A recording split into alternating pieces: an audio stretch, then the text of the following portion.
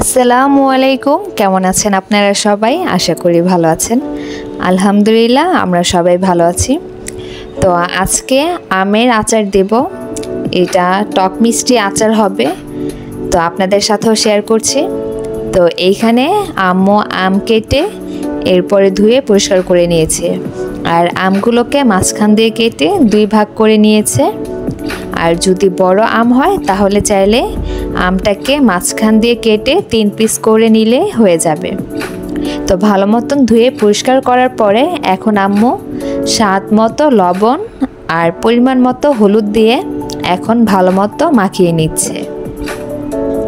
আর আপনাদেরকে বলে রাখি, এখানে কিন্তু 5 কেজি পরিমাণে আম আছে, তো কেটে এতটুকু হয়েছে। তো এখন আমটাকে ভালো মতো মাখিয়ে নিচ্ছে। তো ভালো মতো যখন মাখানো হয়ে গেছে, তো এখন এই আমগুলোকে একটা সিনির মধ্যে দিয়ে শুকাতে হবে। তার জন্য সিনির মধ্যে ঢেলে নিচ্ছে। আর একসাথে কিন্তু বেশি করে দেওয়া যাবে না, তাহলে কিন্তু রোদে শুকাতে একটু সমস্যা হবে, আমগুলো শুকাতে যাবে না। তো আম্মু একটু ছড়িয়ে ছড়িয়ে দিচ্ছে। তো 2-3 ভাগ করে তারপর আমগুলোকে শুকাতে হবে। তো আমগুলো কিন্তু দেওয়া হয়ে গেছে। তো সবগুলো আম এখন দেওয়া হয়ে গেছে। এখন আরেকটা কুলা বলে গ্রামে, এখন আপনাদের এখানে কি বলে সেটা জানি না। তো কুলার মধ্যে দিয়ে বাকি আমগুলো মেলে দেবে। তো কিছু আম কুলার মধ্যে দিয়েছে আর কিছু আম সিনির মধ্যে দিয়ে এখন ভালো মতো এটাকে শুকিয়ে নেবে। আর এই টক মিষ্টি আচারটাতে কিন্তু বেশি রোদ দিতে হয় না, বেশি শুকাতে গেলে কিন্তু আমটা একবারে শুকিয়ে চিমসিয়ে যাবে, তখন খেতে ভালো লাগবে না। তো এটা শুকাতে শুকাতে চলুন আমরা মশলাটা রেডি করে ফেলি। তো 5 ফোড়ন এখানে নিয়েছে। তো আপনারা কিন্তু চাইলে দোকানের রেডিমিক্স 5 ফোড়নও ব্যবহার করতে পারেন, আর না চাইলে এইভাবে কিনেও ব্যবহার করতে পারেন। তো এখানে নিয়েছে মেথি, সরিষা, শুকনো মরিচ টেলে নিয়েছে, আছে ধনিয়া, কালো জিরা, মৌরি। এখন সবগুলো একসাথে ব্লেন্ডারের মাধ্যমে ফাঁকি করে নেব। তো এখন এইগুলো সব ফাঁকি করে নেওয়া হয়ে গেছে, দেখতেই পাচ্ছেন। তো আপনারা কিন্তু চাইলে রেডিমিক্স প্যাকেটও পাওয়া যায়, সেটাও ব্যবহার করতে পারেন। তো এখানে আমগুলো কিন্তু শুকানো হয়ে গেছে। তো এখন এই আমগুলোকে পাক দিয়ে নেবে। তো দেখতেই পাচ্ছেন বেশি কিন্তু শুকানো হয়নি, একবারই শুকিয়েছে। তো এইখানে আম্মু 1 কেজি পরিমাণের সরিষার তেল দিয়ে দিয়েছে, আর দিয়েছে 6 টুকরো দারচিনি একটু বড় সাইজের, আর 8 থেকে 9টি এলাচ আর 3টি তেজপাতা দিয়েছে। আর বড় যে তেজপাতাগুলো ছিল সেগুলো মাঝখান দিয়ে একটু ছিঁড়ে দিয়েছে। আর এখন দিয়ে দিচ্ছে আদা আর রসুন বাটা, এখানে 4 কাপের 1 কাপ পরিমাণে হবে। তো এইগুলো এখন একটু আম্মু ভেজে নেবে, যেন আদা রসুনের যে গন্ধটা আছে সেটা যেন চলে যায়। আর এই মুহূর্তে এখন আম্মু চুলার আঁচটা একটু বাড়িয়ে দিবে, যেন তাড়াতাড়ি ভাজা হয়ে যায়। এখন আম্মু এখানে দিয়ে দিল সরিষা বাটা।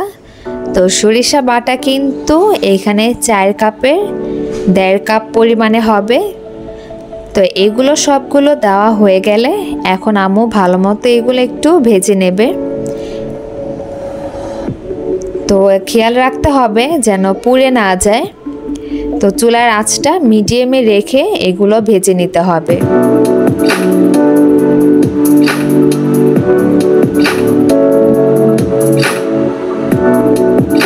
তো এখন আম্মু এখানে দিয়ে দিবে স্বাদ মতো লবণ, আর দিয়ে দিবে 1 চামচ পরিমাণে হলুদ গুঁড়ো।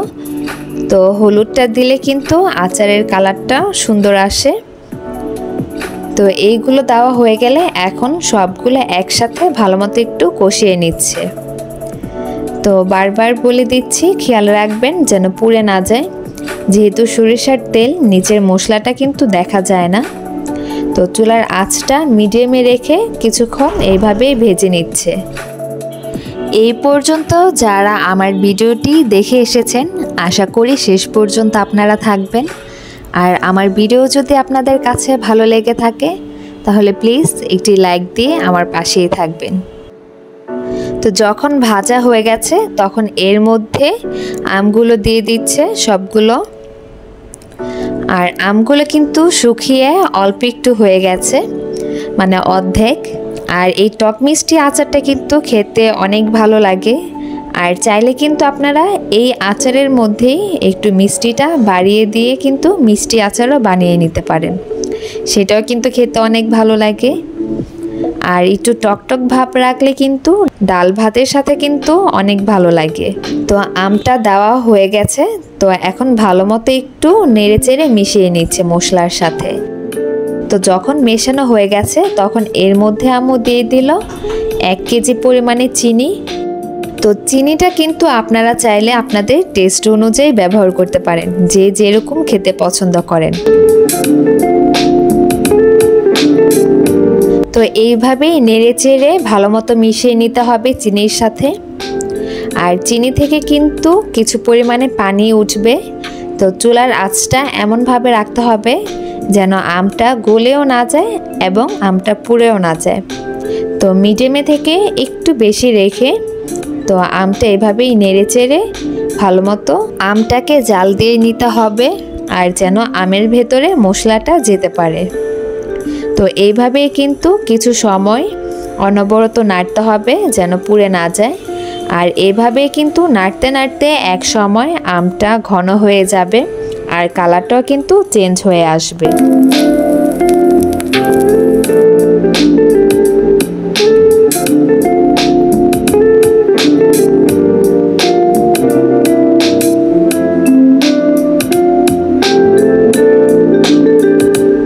তো দেখতে পাচ্ছেন আমার আমের কালারটা কিন্তু অনেকটাই চেঞ্জ হয়ে গেছে, আর কীরকম মাখা মাখা হয়েছে আমটা, ঘন হয়ে কিন্তু এরকম মাখা মাখা হয়ে গেছে।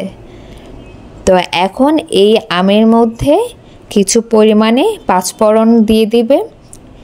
তো ফাঁকি করে রাখা পাঁচফোড়ন দিয়ে দিবে এখানে 2 চামচ পরিমাণে, বড় চামচের 2 চামচ। তো আম্মু এখানে হাত দিয়ে ব্যবহার করছে, যেহেতু আম্মু হাত দিয়ে ব্যবহার করতে কমফোর্ট ফিল করে সেজন্য। তো যখন পাঁচফোড়নটা দেওয়া হয়ে গেছে তখন আবারও আমের সাথে এইটা আর 10 মিনিটের মতো এইভাবেই নেড়েচেড়ে ভালো মতো মিশিয়ে নিতে হবে।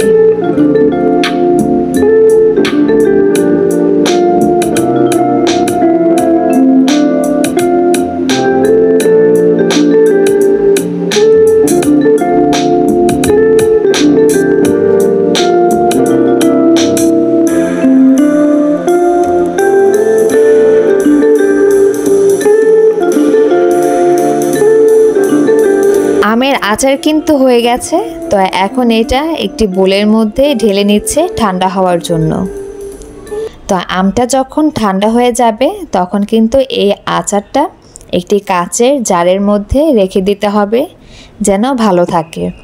প্লাস্টিকের বয়মে রাখার চাইতে কাচের জারের মধ্যে রাখলে কিন্তু আচারগুলো দীর্ঘদিন ভালো থাকে, আর উপরে কিন্তু যে ছত্রাক টাইপের হয় সেটাও কিন্তু কম হবে। তো আশা করি আমার এই আচারের রেসিপিটি আপনাদের কাছে ভালো লাগবে। তো আমরা যেভাবে আচার বানাই তো সেভাবে আপনাদেরকে দেখানোর চেষ্টা করেছি। যদি কোনো ভুল হয়ে থাকে তাহলে অবশ্যই ক্ষমা সুন্দর দৃষ্টিতে দেখবেন। আমার ভিডিও যদি আপনাদের কাছে বেশি ভালো লেগে থাকে তাহলে প্লিজ সাবস্ক্রাইব করে আমার পাশেই থাকবেন। আমার ভিডিওটিকে আমি এখানেই শেষ করছি। আশা করি সবাই ভালো থাকবেন, সুস্থ থাকবেন। আসসালামু আলাইকুম।